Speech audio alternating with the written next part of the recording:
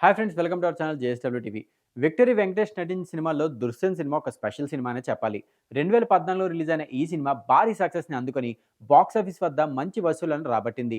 మలయాళంలో మోహన్ లాల్ నటించిన 'దృశ్యం' సినిమాకు తెలుగు రీమేక్ ఇది. జీతు జోసెఫ్ దర్శకత్వం వహించిన ఈ సినిమాలో మరోసారి వెంకటేష్, మీనా జోడీ అలరించింది. అలాగే ఇందులో వీరికి ఇద్దరు అమ్మాయిలుంటారు. తన కూతురు భవిష్యత్తు కోసం తండ్రి పడే ఆరాటమే ఈ సినిమా.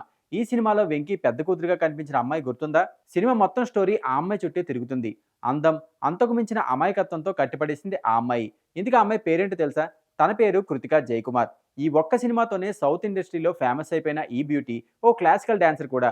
బెంగళూరుకు చెందిన కృతిక క్లాసికల్ డాన్సర్. మొదటి నుంచి సినిమాలకు దూరంగానే ఉండేది. కానీ చిన్నప్పుడే భరతనాట్యంపై ఆసక్తి పెంచుకుంది. దీంతో ఆమెకు నృత్యం నేర్పించారు పేరెంట్స్. ఇప్పటికే దేశవ్యాప్తంగా ఎన్నో షోల్లో పాల్గొంది.